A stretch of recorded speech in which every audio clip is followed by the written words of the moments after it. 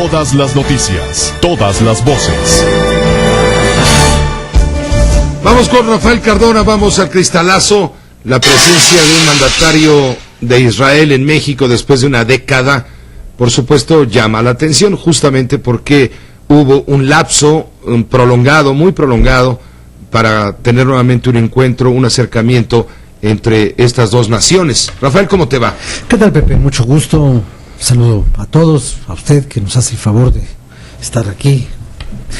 Pues mira, Pepe, es muy importante lo que está pasando en la relación con el Estado de Israel, y antes de comentarlo me gustaría nada más hacer una pequeña apostilla a algo que dijo hace un momento el doctor Elizondo en relación con esta reforma política que prevé o debería prever la figura de la revocación del mandato. Yo creo que ese es un recurso muy populista, muy demagógico, porque lo único que pretenden los políticos que promueven una aparente revocación del mandato es una real confirmación de su mandato.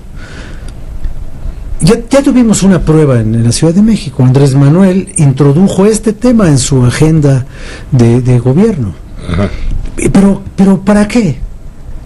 Para saber en dónde estaba fallando, para hacer una encuesta de a de veras, para tener dos ensayos electorales previos a su destape.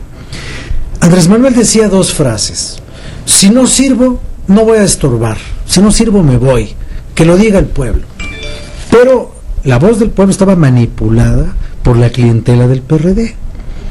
Entonces los operadores del PRD empezaban a repartir las cosas que dan en las unidades habitacionales y las pensiones y los viejitos, en fin, todo lo que ya sabemos, que son compras anticipadas del voto. Y entonces la revocación jamás se dio. ¿Por qué? Porque el señor era munificente, era generoso, y entonces cada vez que entraba a un ensayo electoral o a un round de sombra, salía fortalecido.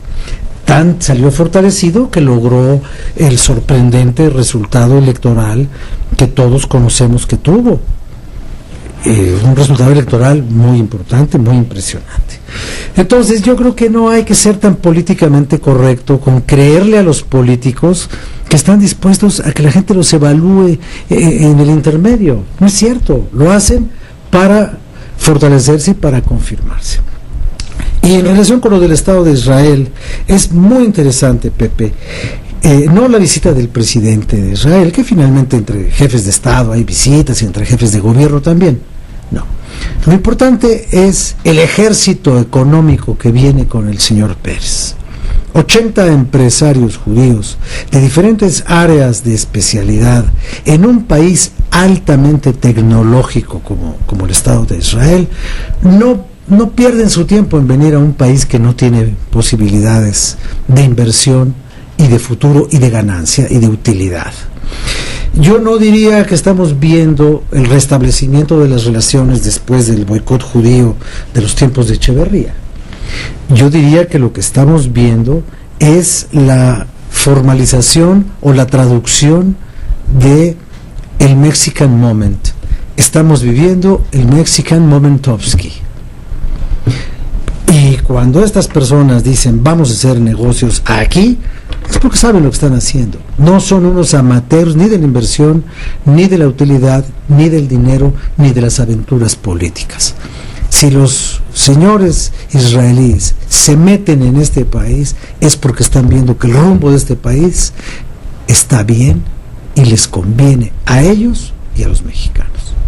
Gracias, Rafael. Gracias, buenas noches. Gracias, buenas noches, Rafael Cardona y su Momentovsky. Bueno, es una pequeña traducción. Es una pequeña libre traducción. No, pues libérrima.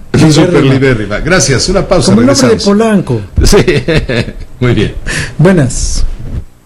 ¿Has oído, Rambo?